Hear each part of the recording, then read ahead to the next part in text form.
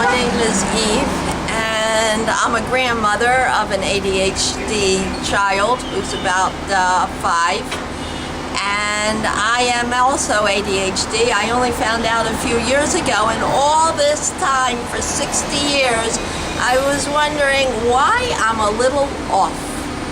And it drove me crazy. And my parents didn't know how to handle me. The teachers didn't know how to handle me. I was very impulsive. Still am.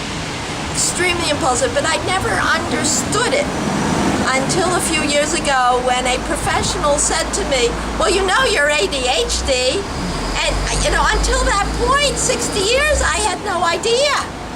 I didn't know what it was. I mean, I knew vaguely what it was, but I didn't realize that this was the problem that had plagued me all these years.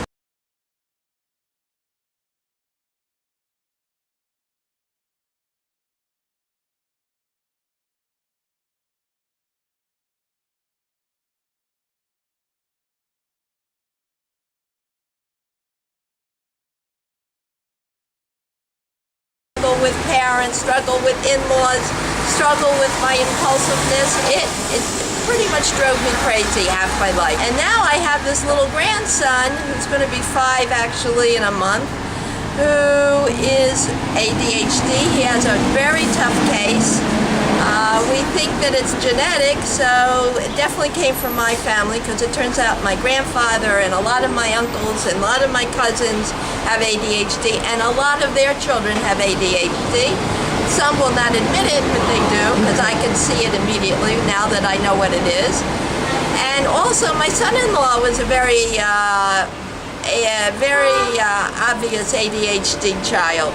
In those days, I also didn't know it. He was born 30 years ago, and what did Russians in Austria know anything about such a thing? I heard about the course. I listened to Yvonne, and I said, maybe I can help my grandson, and maybe I can help myself. And my daughter listens in on the sessions also. I got permission from Yvonne that my daughter could listen in. So she is working on the strategies. She is working on the different methods of dealing with it. Some are working. Some have yet to work, but she's working hard on it because, as Yvonne says, it takes a long time and a lot of effort. I wrote to Yvonne a few days ago. I said, Yvonne, help! We have your biggest case right here. She said, it's not my worst case. It's not even close.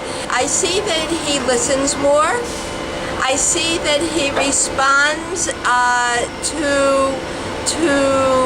me holding him. When he's getting violent, when we hold him, he seems to calm down.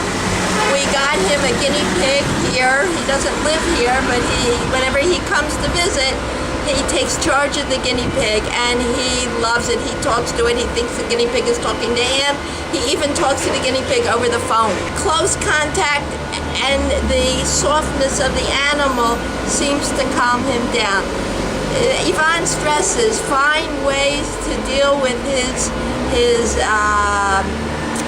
liveliness, which is beautiful, but a little bit too lively. He can be very violent.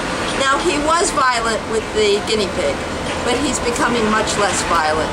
She has amazing insights how to handle things. Amazing. She knows ADHD inside out. So every instance, every situation with the schools, that's a big issue, schools and teachers, how to deal with them.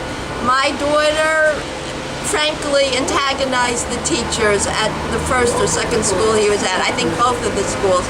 Partly because they didn't know how to deal with the child, and they were very rough on him. Once I told her about the ways that Yvonne says to deal with teachers so they're on your side, things change. And luckily, she just put him in a new school, a Chabad school, and she already sees that she's able to work with them easier.